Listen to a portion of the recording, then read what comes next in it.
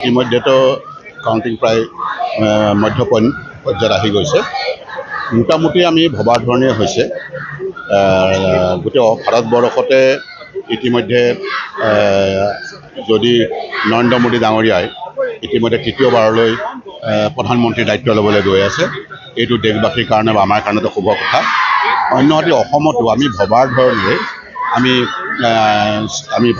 আমি ফলাফল পাইছোঁ আৰু সেইমতে আমি আশা কৰাৰ দৰে পাইছোঁ আৰু গতিকে আমি অসমবাসী ৰাইজক বা ভাৰতবাসী ৰাইজক ধন্যবাদ জনাব খোজোঁ যে অন্ততঃ তৃতীয়বাৰলৈ নৰেন্দ্ৰ মোদী ডাঙৰীয়াক অভিলেখ সৃষ্টি কৰি ভাৰতবৰ্ষৰ ইতিহাসত অভিলেখ সৃষ্টি কৰি তৃতীয়বাৰলৈ অন্যতম এজন প্ৰধানমন্ত্ৰীৰূপে দায়িত্ব ল'বলৈ আগবাঢ়ি গৈছে।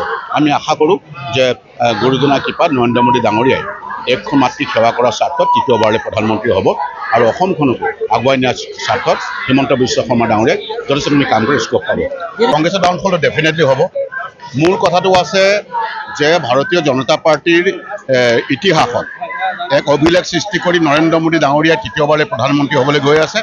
ই হৈছে কেৱল মাত্ৰ নৰেন্দ্ৰ মোদী ডাঙৰীয়াৰ প্ৰতিচ্ছবি আৰু তেখেতৰ ভাৰতবৰ্ষৰ প্ৰতি জনতাৰ প্ৰতি কাম কৰাৰ যি ইচ্ছা গত সময়ত যিজনে কাম কৰিলে তাৰ এটা প্ৰতিফলিত হৈছে আৰু আমি চৰকাৰ গঠন কৰিবলৈ গৈ আছোঁ।